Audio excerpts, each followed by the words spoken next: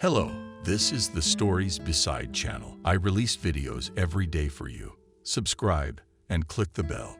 Seeing his wife wrapping half a meat pie in towels, Charles asked unhappily, "Who are you going to feed again?" "Oh, relax. I just wanted to give him a treat." Adriana cut him off and glared menacingly. "You should have left it to me instead of giving it to strangers. I'm going to put you on a starvation ration. You've lost your conscience. Do you know who this is for? And you'll still be like an old tractor. She shouldn't be living off us," Charles shrugged. "I'm gonna get my ear. I'm going to give you such a back rub that he'll be silky smooth in no time, won't you?" Adriana frightened him, so that he had no doubt about it. And she took 2 steps toward the stove. "All right, what's the matter with you?" "I'm just kidding. Go to your Kathy. But I'd still be careful about doing that. There's a reason people say she's cursed." Aha. One fool started a rumor, and the rest of them picked up on it.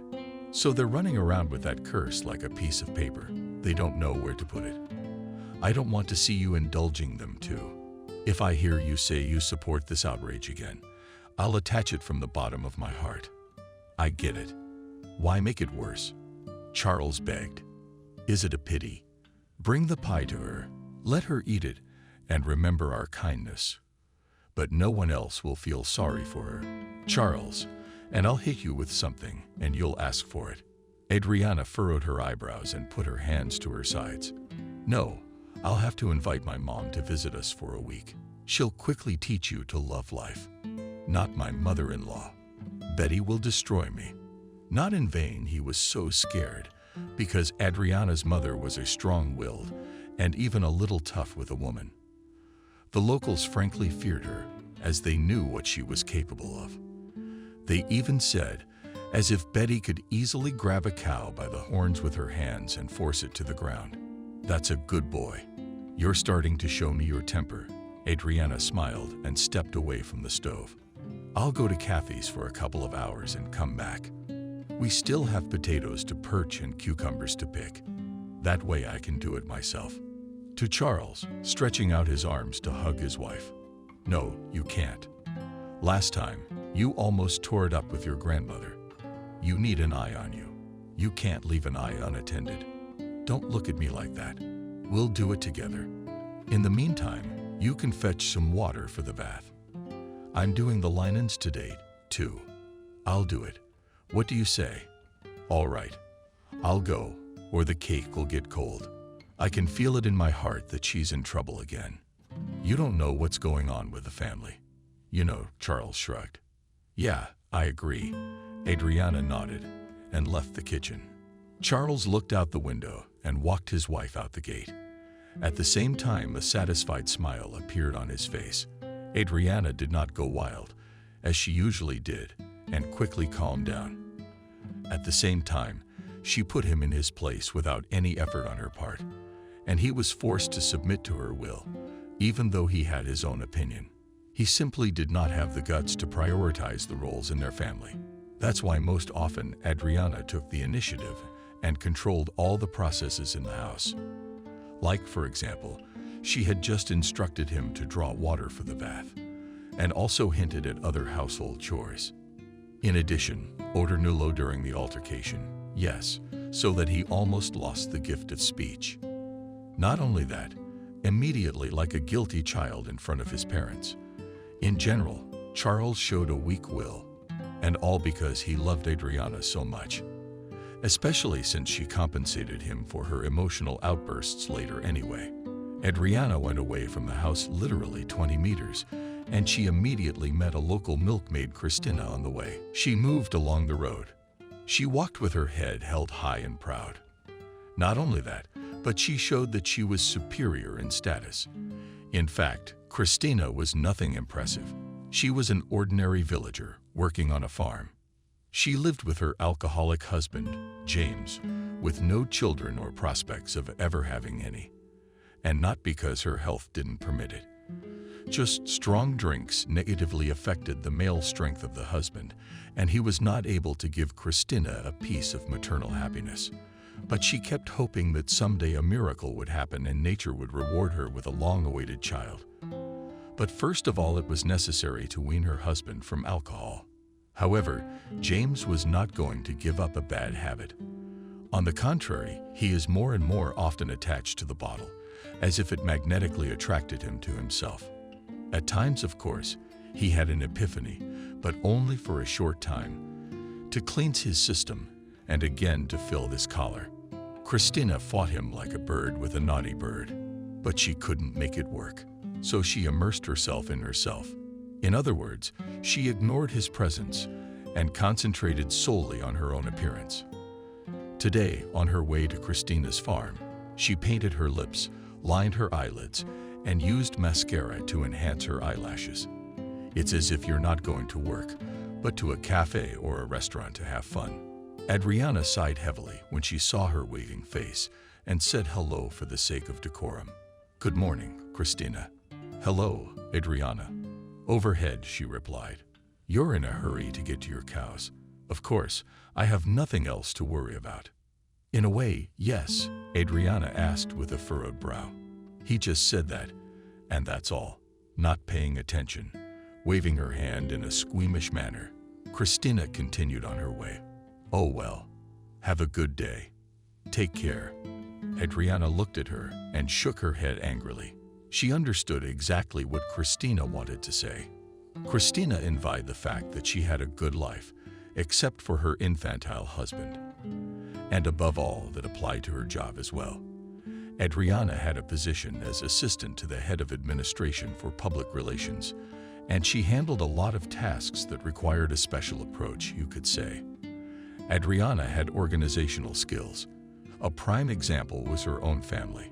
Her husband almost unquestioningly carried out all the errands and tried to keep a balance of equilibrium so that there was harmony between them. Christina, on the other hand, had neither. Here she was responding about other concerns. In essence, the milkmaid expressed her dissatisfaction with the fact that no one took her seriously. She worked on the farm on an equal footing with everyone else, and the bosses were in no hurry to recognize her in any way. Like a bonus, even on holidays, Christina, like the rest of the staff, received the standard gifts, but she wanted much more than what she already had. And then there was her alcoholic husband. And Christina could not leave him, because there were no other decent options in the village. All the good men lived with their families, and the ones that hung around like a loiterer, so they were not spoiled by fate. So it turned out that she lived like a gray mouse and could not get out of this vicious circle. Adriana was different, despite the fact that she was only 5 years older than her. Not only did the Duma bring order and control, but she was also praised at work.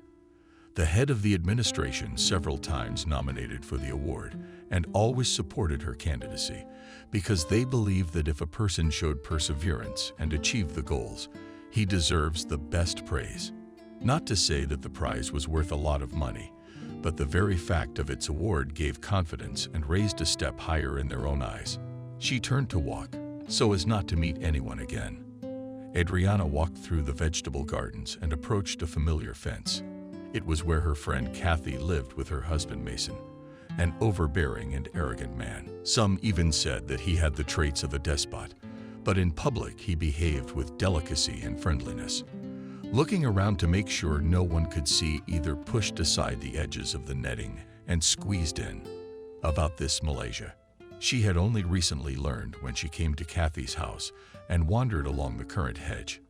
It was likely that the owners were aware of this back door, but were in no hurry to get rid of it. And that was to Adriana's advantage. She could get onto their property unnoticed. And given the way Kathy was viewed by a certain part of the population, the data was important. However, it was not wise to rely on it all the time. Mason could seal up an unauthorized passageway at any time. That was why Adriana was already thinking of alternatives for herself. In addition, she was making plans for Kathy's future. She was tired of watching her friend cry all the time while saying everything was fine. But in fact, she was afraid of her own husband, trembled before him, and could not say a word against him. Such a relationship caused disgust and hatred. And Adriana, no. Yes, I took Kathy into account. I wanted to, even though I realized that her husband wasn't a gift either. True, they still managed to find a compromise and solve all the problems without loud scandals. Here, everything was held on despotism, Mason. He did not tolerate to be carried and was not distinguished by special knowledge in terms of household management. Kathy did everything for him and did not even try to object. She was afraid Mason would throw her out on the street, and she had no one in the village to go to. So she gritted her teeth and carried all the chores around the house. She walked along the carrot beds. Adriana found herself in the backyard and immediately saw Kathy. She was hanging laundry and didn't even notice her appearance. "Hi, friend." She waved. "Oh, hi." Kathy smiled and replied. "You came in the back door again, and we can't get the fence fixed. Do you have a husband for that? Let him take the tools and hold it up. That's easy for you to say. And the other day I tried to object. You were looking for the fifth corner. I personally am not a gift either, but we still somehow find a common language," shrugged Adriana. "Yes, I am sometimes rude to him, but only for preventive purposes. Otherwise he will relax and will not do anything at all. They spoiled him as a child, so he grew up to be a mama's boy. But you've been able to rehabilitate him, haven't you?" Kathy objected. "And I have to put up with it. And I don't know what to do. I want to quit and go away, but there's nowhere to go. Yeah, it's a tough situation. After your grandmother died, there's no family left. Only my brother comes to mind." "Well, you said yourself you haven't seen him since he left home." "Right after high school," Kathy nodded. "William was 18 then, and he'd decided to make his own life. His mother was buried 6 months ago, and his grandmother didn't bother to keep him. And he hadn't been around since," Adriana clarified, though she knew Kathy hadn't seen her brother for a long time. "No, it's been 15 years, and no sign of him. Like he's disappeared into thin air. It's like he never even existed. I don't even know what happened to him. Maybe he's living with someone or something. Let's not make any tragic assumptions. He didn't just leave home. He must have known where to go. And I think he's alive. He just can't come to you yet. Anything's possible. I hope I'll see him again someday," Kathy said thoughtfully, and splashed the rest of the water out of the garden.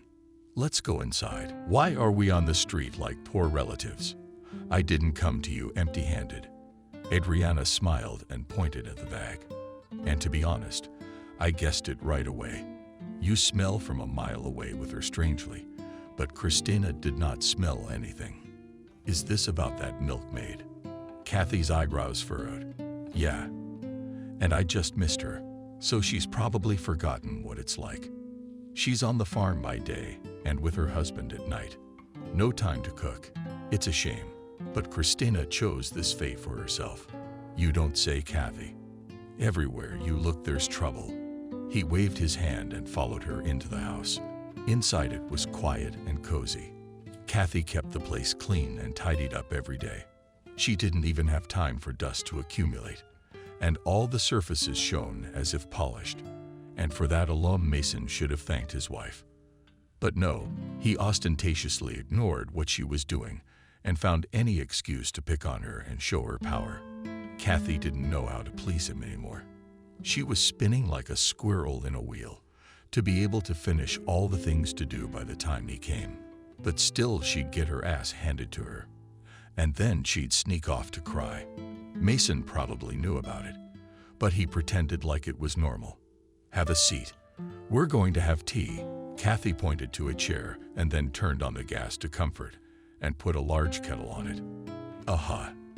And I'll just get the hotels." Adriana winked and pulled a towel-wrapped cake out of the bag. "I could barely get it away from my husband. He looked at it so pitifully." "Did you leave him without a pie?" "No, there's still a few slices left. I'm not an abuser. I know he likes to eat, so he wouldn't be tempted to eat it all at once. I made him fetch water for the laundry. I'm surprised he listens to you." I wiped Kathy's shoulders and took clean plates out of the cupboard. "I'm a tough cookie. And if my mom comes over, it's a disaster.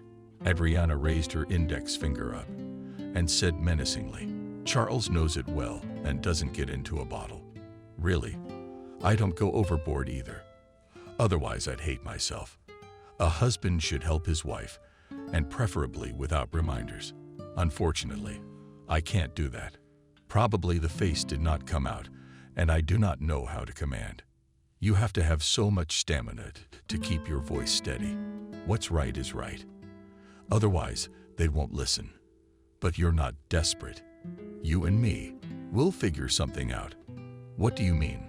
"I don't know yet, but we can't leave it like this." Adriana shrugged, took a knife out of the desk drawer, and cut the pie into small pieces. Kathy placed them on plates and then poured tea into mugs. The aromatic taste of raspberries immediately wafted through the kitchen. She liked to make berry-based brews and added fresh leaves to enhance the contrast and give the drink a rich flavor. Adriana nodded her head and took the first sip. "What do you think?" Kathy asked her. "It tasted like nectar. Interesting aftertaste. I picked raspberry leaves this morning and added honey and cherries to make an assortment. And you've done well." Adriana praised her, taking a piece of pie from her plate and giving it to her. "I didn't bring it for the exhibition." "Oh, I was just thinking. I've been having all kinds of thoughts lately. And if they're bad, I have to chase them away. By the way, where's Mason?" "It's Saturday, and he's working a 5-day week. He went fishing. Up before dawn." Shrugged off Kathy along with some friend I've never seen before. "That's right. And then he starts bringing women into the house," Adriana said ironically. "And you're also going to speculate on where they came from. Doesn't hurt. I'm so sick. It's his house. I can't forbid it." There was an awkward pause, all because Adriana didn't know what argument to make. Kathy was really on a bird's license and could be out on the street at any moment. That's why it was absolutely inappropriate to make harsh statements and hasty decisions. It was necessary to proceed cautiously and preferably without attracting unnecessary attention. It meant that Mason should know nothing. After all, there was no telling how he would react to either frowning his brow and staring at a single point on the opposite wall. At this point, she was overcome with doubts about whether to suggest Kathy leave her husband or continue to be morally supportive. Both options required concrete steps and effort, and it wasn't a given that Kathy's life would improve markedly afterward. At least Adriana did not have a clear vision of her future either. She could not yet imagine her friend outside the walls of this house, especially since there were no prospects of living elsewhere. Mason seemed to have calculated everything in advance and manipulated his wife. But there was a limit to everything, and soon it came, and in the most unexpected way. "You could have just gone and had a vacation. I could have made them some soup too. That's the point." "No, Mason will never agree to that. He doesn't think women should be in the company of men." "Aha. And he's allowed around women." "Oh, really? Everyone's equal at work. I hang out with men at the bakery too, and Mason doesn't resent it." "That's because everybody knows him. That's why they don't get under your skirt." Adriana replied snidely. "And if you were somebody else's wife, you'd hardly be able to fight them off. I'm not so pretty that men would stack up in front of me." Kathy shook her head. "But Mason appreciated your beauty and clung to you like a tick. I'm not exaggerating, because I knew what they said about Mason in the village. He bragged at every turn about his wife, that she was the best in the world. And everyone thought he was a good and caring family man.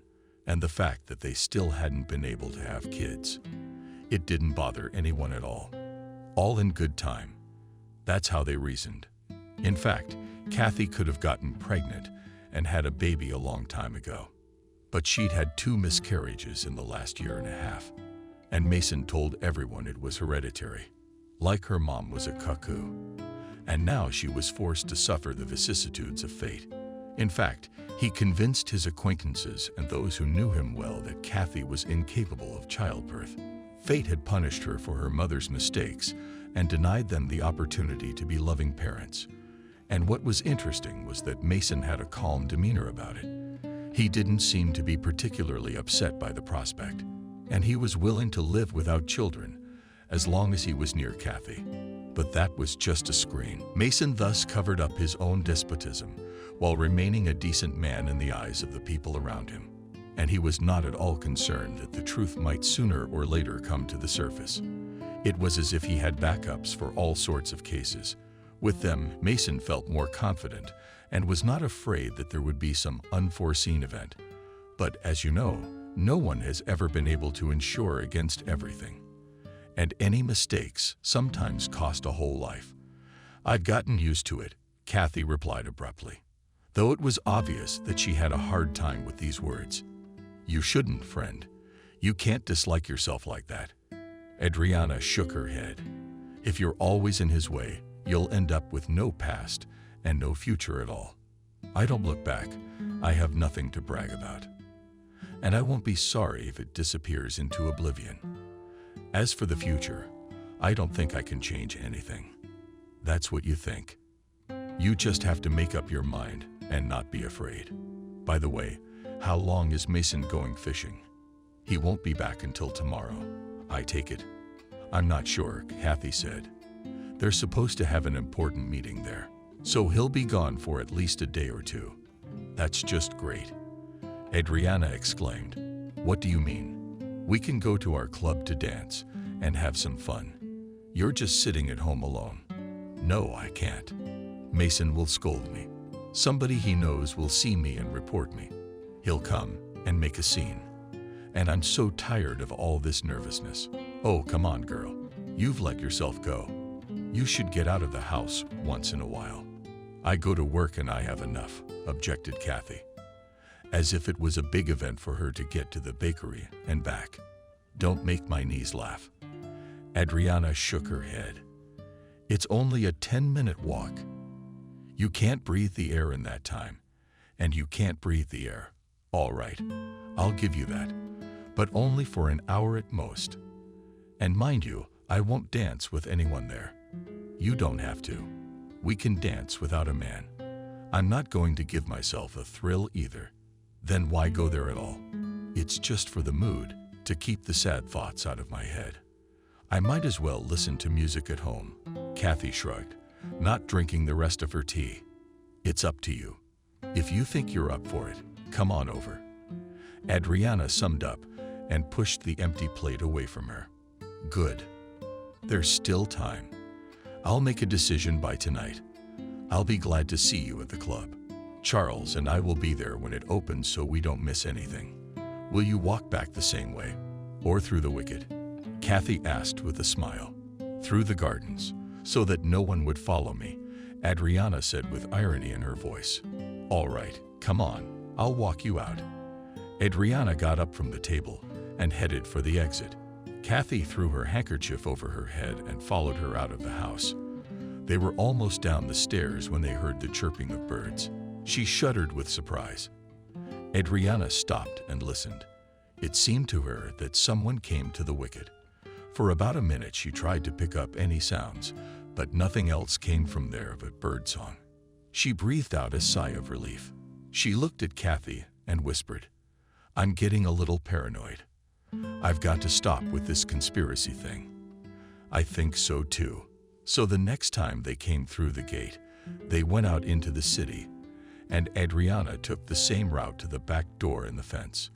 And if one didn't get close to it, it wasn't noticeable that it was holding on by fair means, pushing it aside. Adriana turned around, nodded to Kathy, and climbed out. Back home, she walked back through the vegetable gardens so she wouldn't accidentally run into anyone. As she did so, she thought about how her mindset was. After all, he might have been worried. But then, with a satisfied smile on his face, he left the house when Adriana opened the gate. "That was fast, and I thought you'd be here later. You shouldn't be left alone for too long." She waved. "Besides, the laundry's waiting. Potatoes, cucumbers. I have to get everything done by tonight." He's disappearing again. Charles' eyebrows furrowed, and the smile immediately fell off his face. "Let's go out together. And not just anywhere, but to the dance." "Oh, Great. I love it in India. By the way, I've cleaned up the house so I can do laundry and other things. Good for you. That's why I love you, because you're so smart. Adriana clung to her husband and kissed him gently on the lips. This display of affection showed that the harmony between them was still intact, and no strict rules could affect them. Even demanding with them did not discourage the desire to love each other. In other words, everything must be in moderation, without skewing in any direction, and they managed to balance on a certain line, beyond which they never went. Adriana knew what not to do in a family relationship under any circumstances, and she kept herself in line, even if there were reasons to take drastic action. The same was true of Charles. He also did not test her patience and tried to level all sharp points. From their family, they differed in that they did not humiliate each other and did not try to put themselves at the head of the line. True, Adriana puts much more effort to make the house comfortable and cozy, but at the same time, she did not get back at her husband and did not chase him around every corner and did not forbid him to do what he liked, but asked that it did not go beyond the bounds of decency. I'm wearing a new suit tonight. How do I surround myself in the dance? Charles smiled, and again he hugged his wife tightly. Let me go, or you'll strangle her. She jumped out of his embrace and added, I didn't tell you the main thing about the club. Maybe Kathy's coming. Did you invite her, or was she just going to go? Of course she'd never dare to go to the club alone again. She's got a strict ban on that now. She's on a fishing vacation. You mean Mason, don't you? Clarified Charles, as if he didn't realize who he was talking about. Yeah, well, she doesn't have any other inhibitions besides him. Shook her head, and now she doesn't know how he feels about it. You know, like an owl watches his wife, and it is worth any man to look in her direction, as immediately scowls his eyebrows and glares, but cannot do anything. Yeah, maybe. Especially since I'd never seen him in a fight, Charles shrugged. Never had a chance to get into a fight with him. And the other men say he tries to avoid direct involvement in raiding. If there's a way to settle it with words, why not? Adriana offered her version. That's the thing. Mason rarely even gets into altercations. He probably has his own way of dealing with things. And you, of course, know nothing about it. No, darling, I don't go into such details. Charles shook his head. I don't need them, especially since Mason and I seldom talk to each other. Only if we meet on the street somewhere. Come on, I was just asking, she said, waving her hand and laughing loudly. Are you sure Kathy won't regret it? I told her if she wanted to come, she could come. And what did she say? She said she'd work something out before tonight. I see. Perhaps she won't come. Leaving her husband to ponder, Adriana went to the bathhouse to start the laundry. Time-wise, she still had time before going to the club, but it was necessary to decide something about clothes and first of all to choose an appropriate outfit. Charles suggested a blue silk dress with a belt and original pleats on the sides. Adriana looked at the other options and finally chose the silk dress that her husband had suggested, especially since she hoped not only to dance, but also to create an aura of admiring female gazes around her.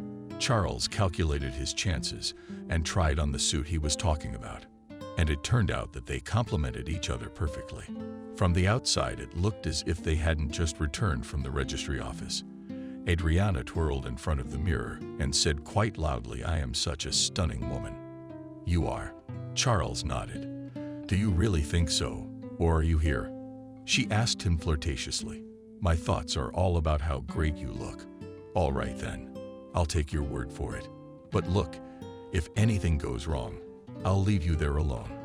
What about Kathy? Charles made a joke. You'll dance with her.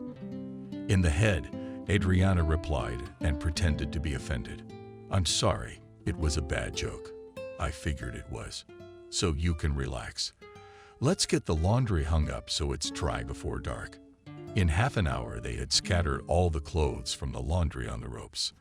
Adriana looked around at the result and nodded contentedly. I had recently bought a new powder and decided to test its effectiveness, and it turned out that it justified itself 100%. At the same time, it did not take much for one wash. In general, it was concluded that it is suitable for further use. It smells fresh, Charles said. Yes, just what I needed. Adriana nodded her head. This is the only detergent I'll use from now on. I don't have to add conditioner. Though I guess I can't do without it anyway. It was still 4 o'clock till evening, and during this time I had to do the rest of the things. After a little warm-up in the vegetable garden, they decided to prepare dinner in advance so that they wouldn't have to go to bed on an empty stomach. Charles helped a lot with the cooking and Adriana did the rest. Working together in the kitchen had a positive effect on the general mood. They even mentally imagined how they would twirl to the rhythm of the dance. At the same time, Kathy's appearance at the club was still questionable. She did not really answer whether she would come or not, and so the couple could only guess. But they still had a faint hope that fear of her husband would not make her stay at home. In any case, Adriana and Charles expected to spend the evening together, but they had no idea how it would turn out. As it turned out later, Mason had kept informants on hand to report Kathy's every move. As soon as she left the house, she was under surveillance by concerned people. They must have enjoyed watching. Probably got money too, and not just words of thanks. In general, this moment remained behind 7 seals, and it was hard to say for what carpets these people sacrificed their personal time. But interestingly enough, they always went unnoticed. Kathy didn't see them when she went anywhere. She was in the clouds somewhere and tried not to look around. There was no heavy traffic in the village, so she was in no danger of being hit by a racer. Kathy chose her route with the utmost precision and always returned home unharmed. After Adriana left her, she thought long and hard about her proposal to go to the club and came to the conclusion that it would be all right if she had a dance tonight, albeit without a partner, but for the soul and the mood. And that should have been enough to mentally and physically rest. After all, she had hardly any free time lately.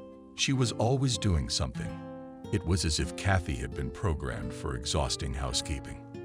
But her husband, on the contrary, only reaped the benefits and rejoiced. But at the same time, she doesn't bother with household chores. After weighing the pros and cons, she opened her closet and began to choose an outfit. There weren't many brightly colored things in her closet, but Kathy was still able to find something for tonight's trip to the club. And what was interesting, all the fear of being seen by someone from her husband's acquaintance had faded into the background. She as something abruptly gained courage, and this state of euphoria overshadowed other feelings, and first of all, intuition. It told her that it would be bad luck to go to the dance. Kathy didn't want to listen to it, because she was determined to get out of the vicious circle. She had a clear plan of how she would behave in the club. I think it's all set. Charles exhaled sharply and looked at the dinner with a smile.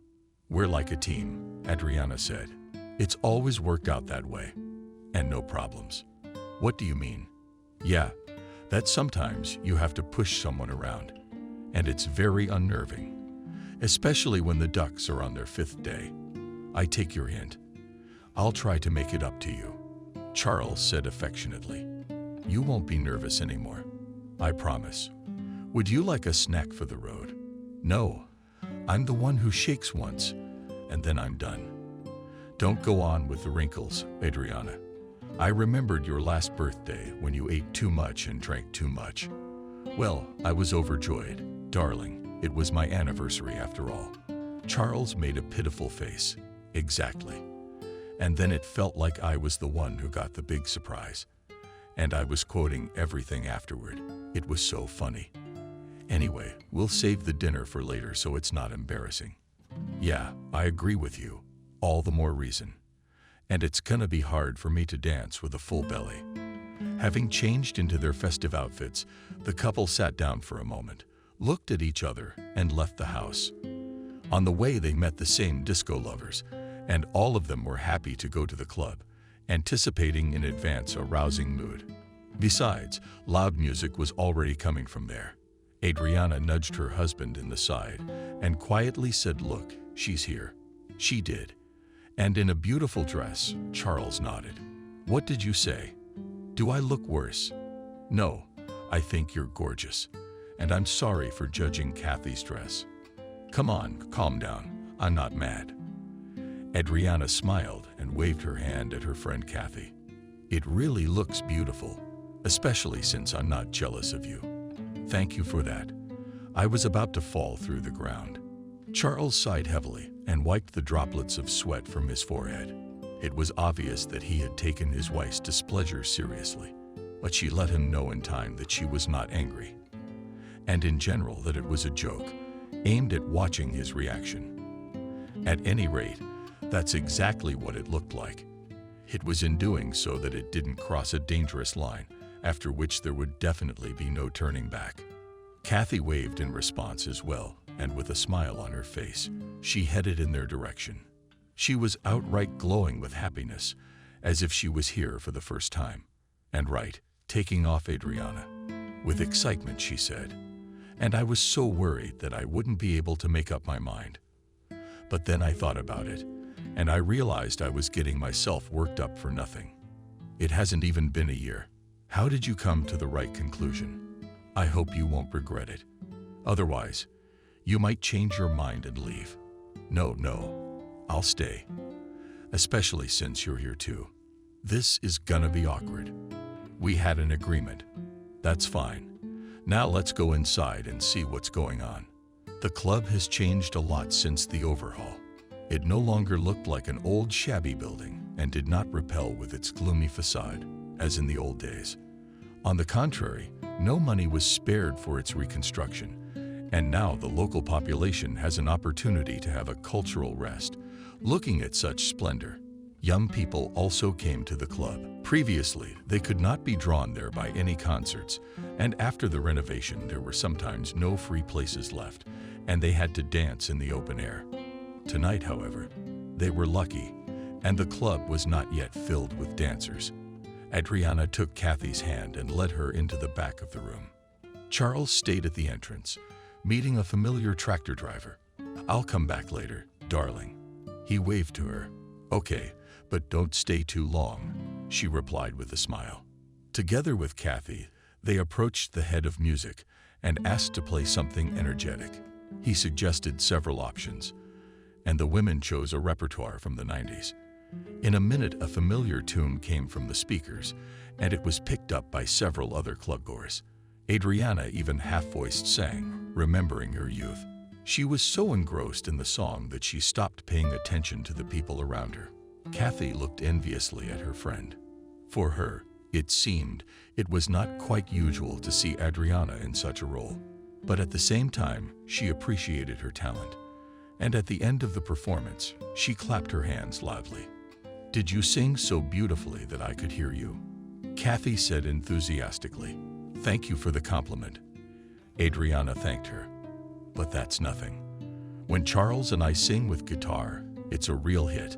I'll have to invite you over sometime to hear it. How about tonight? Why not?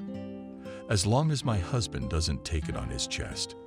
Adriana turned around and with her eyes shining with joy looked for Charles around the room. After a moment, her gaze caught a familiar silhouette and literally drilled through him, as if he sensed his wife looking at him and stepped out of the shadows, making the guilty face. At the frown in his brow, she shook her head and with her facial expression, signaled for him not to get carried away. It looked like Charles had met up with some friends and decided to have a few drinks with them. But there was no hiding from his wife, and now he had to leave the pleasant company somehow. "Sorry, men, but I'm going to my sweetheart's. We understand discipline and all that," with sarcasm answered friends. Come on. I just love my wife very much." He waved his hand at them. "Go already, or we'll have to drag you to her and say hello. Don't let her swear." "All right, I'll tell her you didn't want to give me a drink." I insisted. "That's a bit of a stretch, but we like the idea." Charles couldn't believe what he promised, but he didn't take it back. And as soon as he approached his wife, he reported in one breath, "It's not their fault. It was me who drank without their permission. Forgive me and do whatever you want." "Oh, I can hardly believe that Peter didn't pour." Adriana shook her head. "Honestly, you can ask him yourself." "All right, I'll take your word for it. But don't drink any more. You and I still have dancing to do, and we have to keep company along the line." "What do you mean?" Charles frowned, looking at his wife, and then at her friend. "Oh, don't be such a baby. Just one dance, so she doesn't get bored. And don't worry, I won't be jealous. Kathy is like a sister to me. I don't see her any other way." "Don't, Adriana. There's plenty of Mason people around here." Kathy said no and waved her arms. "If they see me, I won't get away with a simple reprimand and reproach." "Does he hit you?" Angrily, she asked. "No, I was just saying that." Kathy hesitated and began to rub her fingers through her dress. Adriana noticed her agitation and shook her head. "I have no words, just emotions. Not only is she not letting me go anywhere, but she's letting her hands get in the way. And I should probably go home." Squinting toward the exit, Kathy said quietly, "I shouldn't have thought of taking you up on your offer. Are you saying I lured you to the club on purpose?" No, it's my weak will. Mason wouldn't let me, but I did it anyway." "Charles, look at what she's saying." Adriana looked at her husband indignantly. "I'm not an advisor. Let her decide." He shook his head. "Yes, it's better if I go guiltily with my head down." Kathy walked across the hall and found herself outside. The music continued to play, and tears sprang from her eyes at that moment. And it seemed possible to go back, but some unknown force made her go home, quicken her step. Kathy headed towards the walk, and only had a few meters to go to finally disappear from sight. But Adriana caught up with her. "Hold on, friend. You can't just walk away like that. I've done something else to offend you. It's not that. I just don't understand why you're acting like this. I thought we talked about it this afternoon, and you supported my proposal. You even came to the club despite your husband's inhibitions. Tell me, didn't you like the fact that I let you drool and dance? What's your husband got to do with it?" "It's not like he was going to seduce me," Kathy replied grudgingly. "I was just afraid people would misunderstand and say horrible things to Mason." "I don't disagree. There are gossipers among the villagers." Adriana nodded. "Give them a free hand. They'll work it out. And then you'll have to prove you're not a camel. That's exactly why I left. I'm sorry to have ruined your lovely evening, but I really should get back to my house." "Okay, I get it. I won't keep you. If you need anything, you know my number. Call me anytime." And that was the end of it. And in a few seconds, Kathy disappeared around the corner. Back at the club, Adriana pretended that everything was fine, and she and her husband continued dancing. The mood, of course, was a little spoiled, but it did not prevent them to dance vigorously for an hour to the beat of the music coming from the speakers. And only 15 minutes before closing time, the couple left the club. There were still people inside, but none of them were dancing. Some stood along the walls and whispered about something, and others were arguing among themselves with passion, taking a brave water on their chests. Taking Charles under her arm, Adriana looked around, chose the most lighted part of the road, and quickened her step. They walked in silence for several minutes until her husband broke the silence. She shouldn't have left after all. She could have listened to some music and unwinded. Now she'll think we set her up. Calm down. Kathy's not the kind of man to make a big deal out of something. Adriana put him on the spot. So we have nothing to worry about. Charles tried to clarify. If you mean that Kathy will get angry and hate us, then nothing like that will happen.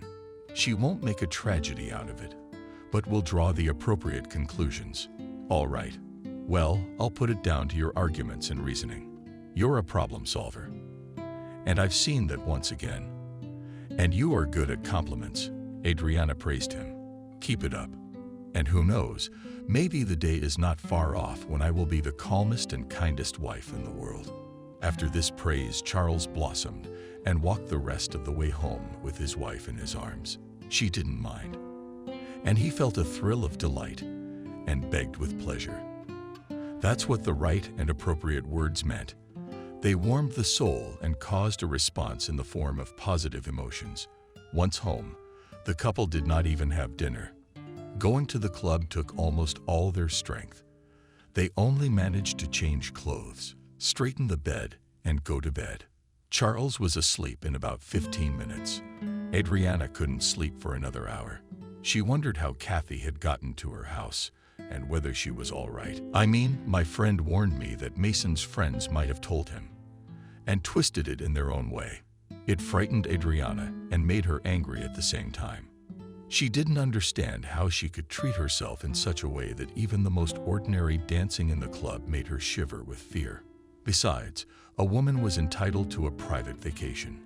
Adriana mentally imagined how Kathy would report to her husband and ate a little bit of fat. Not exactly a pleasant picture surfaced before her eyes. Mason's face was red with hatred and her friend was in tears and showing signs of abuse. Putting her palms to her face, Adriana whispered what she was doing. At this point, Charles was studying, and she had to close her eyes. She lay on her back for a few more minutes before sleep finally took over her mind. However, thoughts of the showdown between Mason and Kathy transformed into a restless night. No nightmares plagued her, and she even woke up twice. Fortunately, her husband didn't see it, or else he would have tortured her with questions, and then would have forbidden to communicate with Kathy at all. The anxiety only receded with the dawn. But by then, Adriana didn't want to sleep. She just lay on the bed and stared at the ceiling. The thought that Kathy would be in trouble because of her was like a thorn in her side. But at the same time, she didn't have a clear plan yet, how to help her friend, and that made it even more depressing. Adriana felt like a helpless child who had been locked in a closet and the lights turned off. Turning to face her husband, she kissed him on the cheek. Charles, however, did not even turn his head. It was as if his sense of smell and touch were temporarily shut off. As for Kathy herself, after leaving Adriana, she walked briskly to the house and locked herself in. It was as if she was afraid that right now Mason would burst in and punish her. But that didn't happen, and she was perfectly safe until morning. But at the first rooster crowing, trouble crept up on her in the form of an angry husband. The sound sleep was disturbed by a clang. Opening his lock on the wicket gate, Kathy jumped out of bed and went to the window. In the yard, she saw her red-faced husband and realized without further ado that everything had been reported to him. A moment later, a loud stomping on the veranda was heard, followed by the sound of the door slamming. Without removing his shoes, Mason unceremoniously rushed into the hall and grabbed her by the shoulders. "Who gave you permission to go clubbing?" "And all I wanted to do was listen to music and dance." With a tremor in her voice, Kathy replied. And then she cried. "No, and if you've done wrong," Mason thundered, "you should be able to take responsibility for your actions. And by the way, who are you going to dance with?" "I don't need anyone but you." "I don't think so. Probably some tractor driver was hanging around you anyway. Yashka, for example. He doesn't give a hoot. He just wants to chase other people's skirts. Yashka never came near me."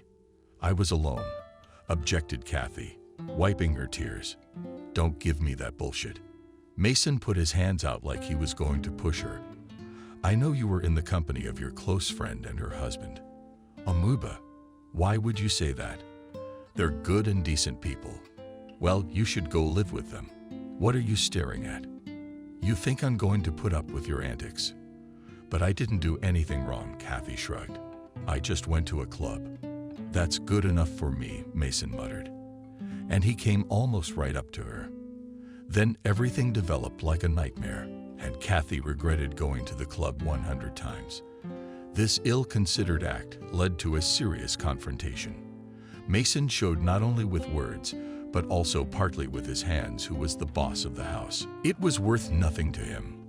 All it did was blow off steam, and Kathy got another dose of humiliation. And so it could go on for quite a long time, if not for one shocking event. Right after it, she had a sharp change in her views on life, and she decided to take a desperate step. And only her best friend Adriana was there in time to prevent the tragedy. She had the courage to give a decent response to the tyrant Mason. Having experienced all the anger and hatred of her husband, Kathy for several days did not go out at all. She was like a gray mouse wandering around the yard, doing all the household chores. She kept her head down for fear of meeting her husband's eyes. Mason enjoyed to see her agonizing and shaking with fear. He was proud of his methods of upbringing and exulted in the unifying taste of victory over a woman. Except he couldn't think of how she would get back at him. A plan of retribution had been rolling around in her head for a long time, but it lacked important details. Adriana helped with that when she brought a surprise one day. It was so unexpected that Kathy almost fainted and then cried for a long time, not believing her own eyes. She had never hoped that this would ever happen. However, fate decided to help her get rid of tyranny and threw the key in the form of one single person. At the same time, she had not called Adriana all these days, and this silence gave her a feeling of uneasiness. She woke up in the morning and roused her husband. With excitement in her voice, she said, "It seems to me that Kathy must be saved. Is it really you, or are you just having a nightmare?" asked Charles. "I feel in all seriousness in my heart that she is completely gone." Adriana got up from the bed and fixed her hair on her head. "What do you mean? Did she leave home?" "Yes, what an incomprehensible person. I meant that she was in a bad way and was going down the drain. With a husband like that, it's no wonder. I'm surprised it didn't happen sooner." Charles had to stand up too, because it was uncomfortable to talk to his wife while looking down at her. "What do you suggest? Do you have any thoughts about it?" Adriana asked him. "Go in there with a showdown. Neither you nor I have the right. Mason can send him away, and he'll get away with it, especially since Kathy won't complain about him to the police. Then I'll do it myself, if she doesn't have the guts. It's best if you just meet her and talk to her. See how she's doing. Naturally nervous, I could see that at the time. I meant her appearance, as well as her hands, face, and feet," Charles added. "And if you notice any characteristic marks, you can go to Jacob, although he's not likely to get involved in family disputes." "Why is that?" Frowned his eyebrows. Adriana asked. "Yes, because he has a close relationship with Mason. You must have seen how his house has been transformed since the renovation. It's beautiful. The roof's been replaced, new windows put in. Little things like that." "That's right. And it's not all on his salary." Charles nodded and went into the kitchen to put the kettle on. "I can see why Kathy hasn't had a go at him yet." Adriana put her arm around her husband and rested her head on his shoulders. "I thought our policeman was the most honest man in the village, but he went down the path of bribery and crookedness here, and I didn't know it. I guessed remotely, but I didn't believe it until the last, especially since we don't talk to him that often. He even comes to the office just to say hello and show that he's working." "Of course he does. He's got reports to file," Charles shrugged. "That's why I don't know if he can.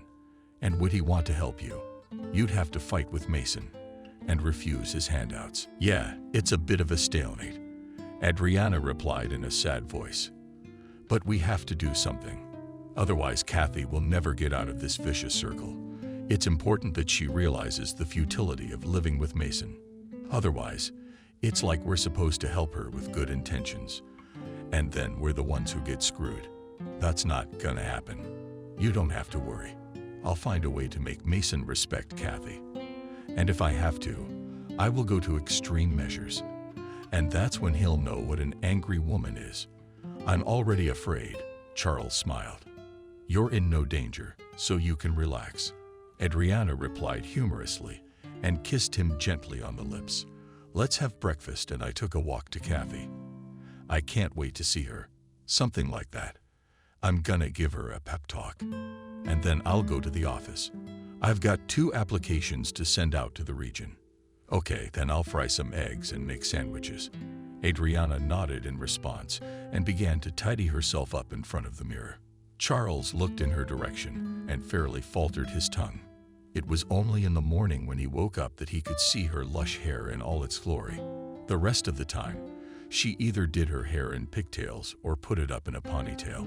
Noticing her husband's languid gaze, Adriana waved her hand and said, "Are you embarrassing me? I can't concentrate like this. I'm sorry, I was just admiring it." Charles turned back to the stove and killed the fire so the scrambled eggs wouldn't burn. 20 minutes later, everything was ready, and they sat down to breakfast. Adriana looked gorgeous. In spite of waking up so early, her face had no trace of her long lying on the pillow. On the contrary, it shone like a beauty salon and emphasized her beauty. Charles could not help but notice it and winked lovingly. Adriana reciprocated and put her hand on his shoulder. Her touch made him feel hot. Sweat dripped on his forehead, and his heart started to pump like a fiery motor. No matter what he said, his emotions and feelings were all over the place. Charles was a temperamental man, and his wife liked that very much. "I have to go. If you need me, I'll be in touch." Adriana got up from the table, cleared the dishes, and headed for the exit. "Okay, love," Charles nodded. "I have to leave in an hour too. The farm has asked me to check the equipment. They've been having problems pumping milk there for a few days now." "That's weird. Christina didn't tell me anything about it. I saw her the other day and she didn't say a word." "Who's to ask? Every day is like a new page in her life. She forgets about everything. Besides, she doesn't care about the equipment. She doesn't know anything about it. And if she can get away from work, she'll be all over the farm all day." "How do you know all this?" Adriana said thoughtfully. "Sometimes it seems to me that you have much more valuable information, and you keep it to yourself on purpose to present it at the most unexpected moment." "Maybe. And I don't deny it," Charles agreed. "But you still know everything that happens in our village. Nothing and no one gets past you. You're bound to notice. That's a very useful skill. Otherwise, I'd be under a lot of bullshit." "Yeah, I don't disagree with you there." "All right, I'll see you tonight, if you don't get home before then." Adriana waved goodbye and left the house. Charles looked out the window and followed her lovingly to the gate. When she stopped in front of the fence, she sighed heavily and shook her head. Her gloomy thoughts of Kathy seemed to have returned to her, and the good start of the day was replaced by grave reflections. Turning down the walk, she reached the end of the street and found herself in front of the village store, remembering what she wanted to buy. She walked briskly inside and faced her friend head-on. Kathy carried a black bag in her hand. She lowered her head low. Adriana blocked her path and said hello softly. "I haven't called in a while." "You're all right." "Hi, Viola," Kathy answered. "I just forgot. I had a lot on my plate. It's just been swirling around." "Wow. I never used to complain about memory problems. I still don't." "Yeah, I get it. My words turned out to be nothing to you." Adriana shook her head. "What makes you think that?" Kathy didn't hold back and raised her voice, raising her head and looking her straight in the face. Adriana flinched at what she saw. Her friend had circles under her eyes and with a yellow tint to them, and that told her that they had been fisted. Not violently, but it was still there. In addition, Kathy's face showed the loss of tears, as if she'd been sobbing all night, maybe for days. "I can't believe my eyes. This is just some kind of horror. Does he really have a heart of stone? I don't want to discuss my husband, and let's forget about what happened. It's better for everyone. Like my grandmother used to say, you know less, you sleep better." She was right, but in your case you can't keep silent. Adriana shook her head. "What are you going to do?" With concern in your voice, asked Kathy. "Our police officer has been informed about it. But don't bring Jacob into this. He's got enough on his plate without me. And if you really want to help, just calm down and don't go anywhere." "Are you serious?" "Yeah, absolutely. And I have nothing to complain about." It seemed that Mason had not only proven himself to be the boss of the house, but had also brainwashed his wife. Kathy was acting like she'd been hypnotized. Perhaps she'd made herself believe that she and her husband were completely idyllic, but it wasn't, and the faint bruises under her eyes were proof of that. Adriana looked at her and did not understand what could have happened to her friend. What had made her so docile? Had Mason used some special methods of influence? She didn't have an answer to that question yet, but inside she was seething with anger. Adriana had tried to go with Kathy to her house and beat her up, but at the last minute she refused and stepped under her arm. "Okay, I won't keep you. I thought you were in a hurry." Yeah, I have to get home right away. And Mason's coming over for dinner, and I haven't cooked anything yet." As she left the store, Kathy lowered her head again, quickened her step, and within a minute was turning into the prologue. Adriana gave her a hard look, then went to the clerk and asked for a bottle of juice. She arrived at the office before the meeting started and prepared for it by checking the reports. The head of the administration gave her the first word, and Adriana read out the important information. The other officials responsible for various aspects of life in the village spoke immediately after her. All in all, the usual routine of village administration was going on, and nothing extraordinary was expected. But it was after the meeting that Adriana ran into Mason in the corridor. He was walking towards her with his head held high, and to knock the gold dust off him, she grabbed the collar of his shirt and asked menacingly, "What on earth do you think you're doing? I don't understand what you're talking about." Mason replied calmly, turning on the fool. "I'll explain. Only on the street they will see how a woman pressed you against the wall, and then they will laugh.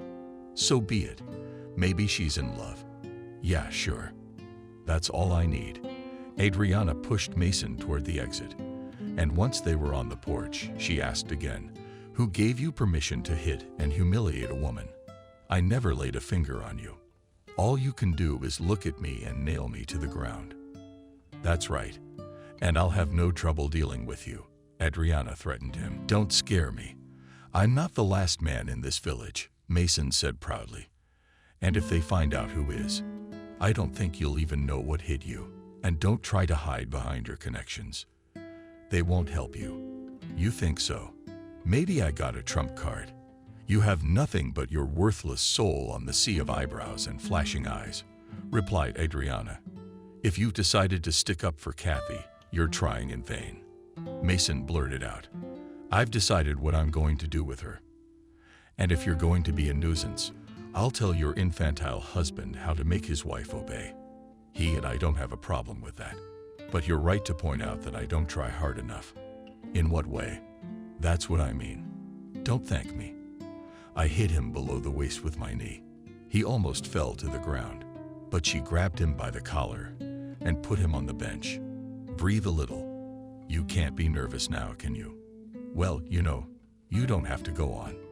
And by the way, and I'll convey your intentions to my husband and see what he says to that." "I was kidding. Sorry about rereading Mason. It's too late for that." Adriana waved him off and walked back into the office.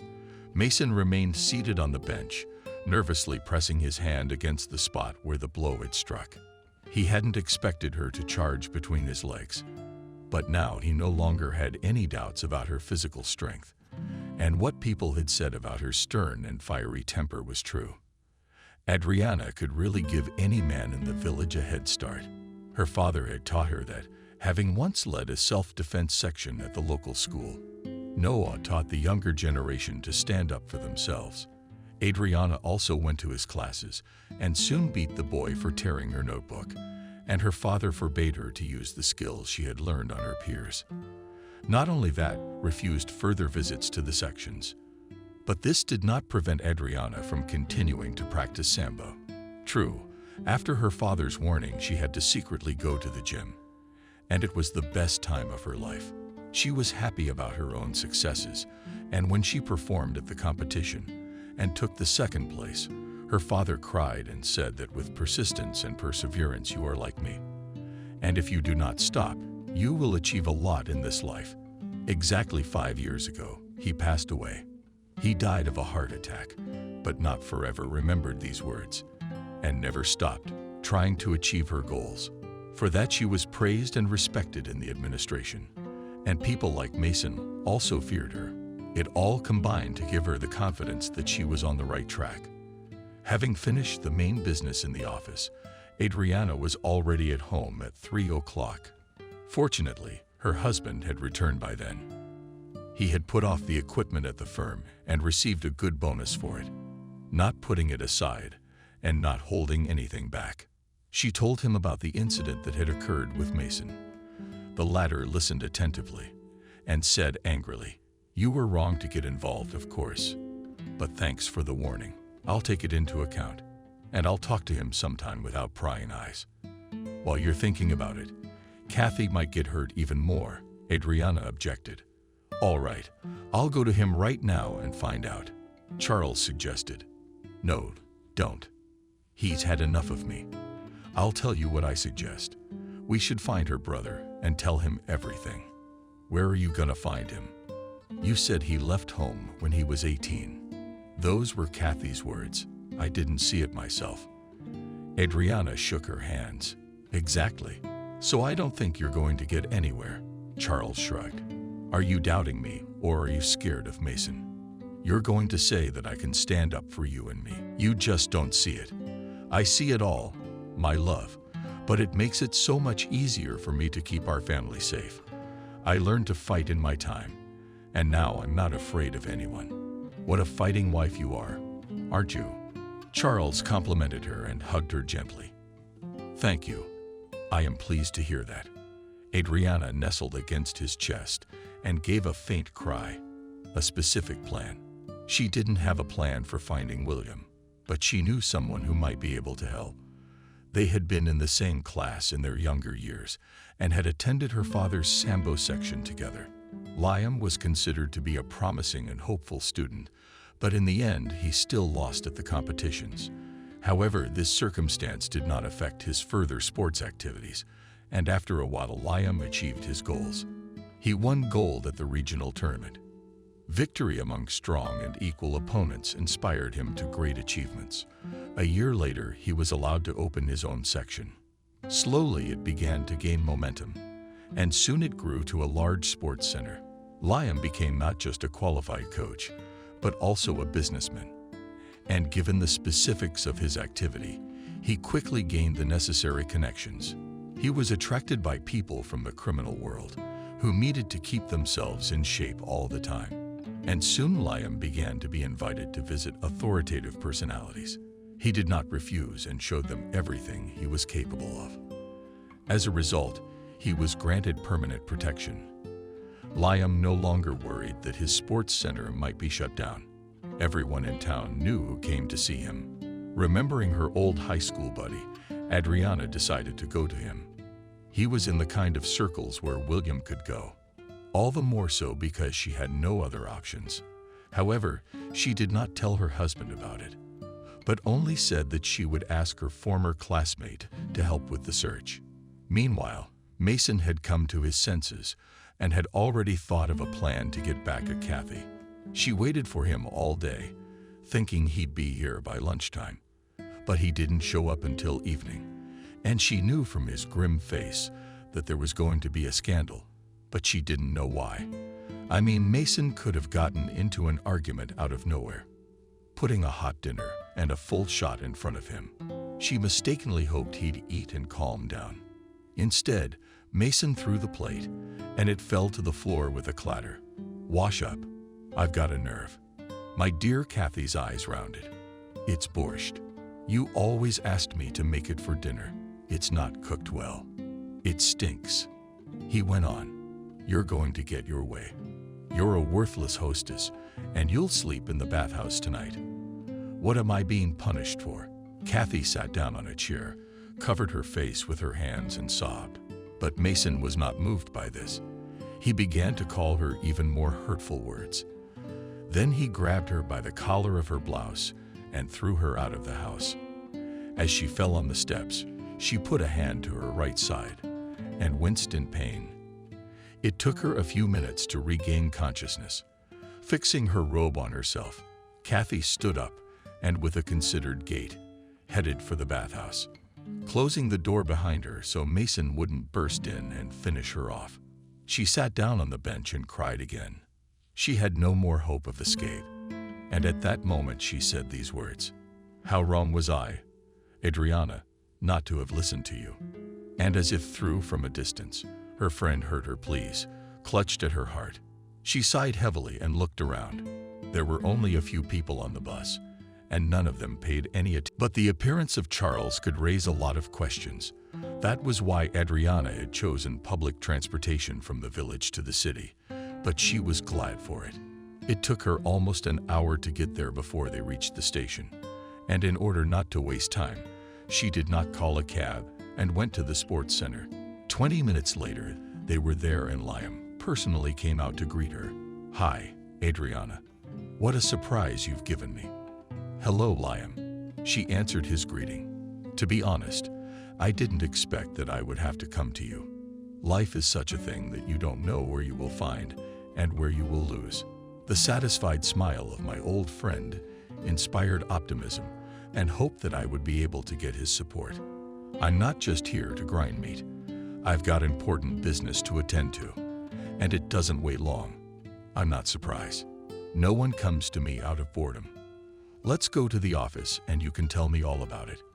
Letting her go, Liam followed at a leisurely pace. One could see that he was holding one hand in tension, and that suggested his serious status. In fact, he was in constant readiness to repel an attack. And even now he did not allow himself to relax, despite the fact that a former classmate had come to visit him. In his office, he offered her a cup of coffee, but she declined. "No, I don't feel like it. Let's just get down to business, no problem. I'm all yours." Having received his approval, she didn't bother to tell him, and first of all emphasized that help was needed immediately. Liam listened to her attentively, not missing a single word. It seemed that he felt Kathy's distress and even wept a little. He immediately took a handkerchief out of his pocket and put it to his eyes. "I've upset you?" cautiously asked Adriana. "A little, but it's all emotion," Liam nodded. "You can't put them to work, as they say. You said he might have turned to crime, but that's kind of an assumption. And that's what Kathy said. But she doesn't really know anything. Why don't I solve her problems? Come down to your village and give that Mason a good shake." "No, you don't. I've already put it between his legs." Adriana shook her head. "He'll remember it for a long time." "Good for you. What do you think?" Liam complimented her. "I'll do my best, but I can't promise anything. The most important thing is that you didn't refuse. To be honest, I was not sure of the success of my plan until the last moment. You know, it hurts me to see Kathy humiliate herself. She's been through enough. Her mother abandoned her, then her grandmother raised her. But after she died, distant relatives repossessed the house. She was left without a place to live at all. I'll pull up all my connections, I promise. But I will find my brother. I don't care if he's gone criminal or whatever. Not a needle in a haystack. Give me a few days, and I'll let you know what I find." "Thank you, Liam. You've been a great help," putting your arm around his shoulders. She almost cried. "Don't. You're a strong woman." He tried to calm her down. "If you want, you can remember your younger days and stretch a little in the ring. What do you say?" "No, I think I'll pass. I'm past the time when I used to show my strength to the fullest. All I do now is chase parasites once in a while. Occasionally. Come on then. I'll show you how my Arkans train." Liam led her to the main hall, where besides the training machines there was a big ring. 2 wrestlers were sparring on it. Neither of them wanted to give in, so they gave their best. Adriana watched with excitement, and at some point nostalgia kicked in, but she was able to resist the temptation to spar as well. For about an hour, a former classmate gave her a tour, showing off the entire facility at the sports center. And not that he was bragging, but there was still a certain amount of pride. After all, it was all created by his hands, and Liam was glowing with happiness that he had managed to occupy such a high position in society. Adriana appreciated his way of life and hinted that sometime she would come and try to show her skills in the ring. In the meantime, she had to pack for the return trip. Thanks again for agreeing to help. I never thought I'd come to you after all these years. I told you about the lost and found. So it's no surprise. Liam smiled. I'll be waiting for your call. Hopefully William will be found. I shrugged and got in the car. I'll get him out of the ground, but your friend will meet her brother soon. Liam kept his promise. Even though he had to raise all the representatives of crime, they, of course, were surprised that he suddenly needed to look for a stranger, but did not refuse to help, and in 3 days provided all the necessary information. It turned out that William and really connected his life with crime. True, he did not achieve a high status, but had certain preferences from influential people. And so when he was informed that his sister was in danger, which he had not remembered since then, William immediately rushed to Liam and asked him to take her to Kathy. He agreed, but on a condition. You will do everything you can to make sure she doesn't suffer anymore. And I realize you had your reasons for leaving home. We won't discuss that now. The important thing is to save your sister as soon as possible. You'll work things out with her husband, but preferably in a non-criminal way. How? I don't know. Think. Liam shook his head. Take a couple of my guys and go to this village and talk to Mason and convince him that he's wrong. And that's no way to treat a wife. I understand, but I don't need your men. I can handle it. And you don't have to worry. He won't torture my sister anymore. William said angrily, clenching his fists. That's different. Do it. That same day, William set out to meet his sister. But in order not to get lost in the village, he first arrived at Adriana's house. She rounded her eyes when she saw him. I didn't realize you were as powerful as you are. What nature bestowed? He shrugged. Or Dad? I never knew him. My mom never told me anything about him. Will you show me where Kathy lives? Sure. That's why Liam found you at my request. Adriana nodded. You should have shown up sooner, shouldn't you? You knew your sister was alone. I'm sorry, but I had a good reason, and I can't give it to you right now. Well, that's your own business. I won't pry. Come on, let's go surprise Kathy. I can't wait to see her. William smiled. Charles was busy at the farm, so Adriana went alone to see him off with Kathy. William was silent the whole way. When they reached the house where his sister lived, he became nervous. But when he saw Kathy bruised and in tears, he had a plan of action. Without thinking, William dragged Mason out into the yard, especially since he was also in the house, and with the help of his legs he rolled him all the way to the vegetable garden. And at that moment his sister's hands were on his shoulders. Don't. Brother, let him live. Kathy cried, and at the same time rejoiced that fate had finally brought them together. Forgive me, sister, for not coming for so long. William sobbed too, hugging her tightly by the shoulders. It's all right. I'm alive. And that's the most important thing. It's so nice to look at you. Adriana cried with them. My soul was overflowing with happiness. Suddenly, Mason stirred and tried to get up. However, a lightning-quick kick to the chest from Adriana nailed him to the ground again. William rounded his eyes and shook his head approvingly.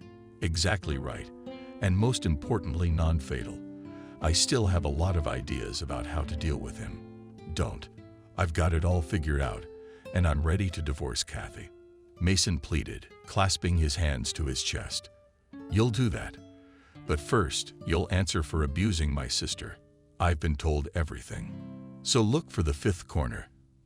Because I'm gonna hit you gently, but hard. But Kathy convinced her brother not to hurt Mason, and he barely made it out of the village. Miraculously avoiding reprisals, William didn't go after him. He just warned the right people.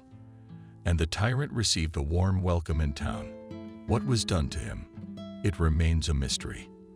But a month later, Kathy got a divorce. Besides, Mason put his house on the market for a ridiculous price, and William bought it. Now her sister was a full-fledged mistress in it, and soon it played with new colors. Kathy got rid of all the things that reminded her of her ex-husband and started a new life. True, without any plans for a new family relationship. She needed to come to her senses and finally recover. And as always, she needed help. Best friend Adriana. William went to the city, where he settled under Liam's wing. He had new goals and perspectives, and first of all, his sister's peace of mind, especially since she was now close to him and could always count on his support.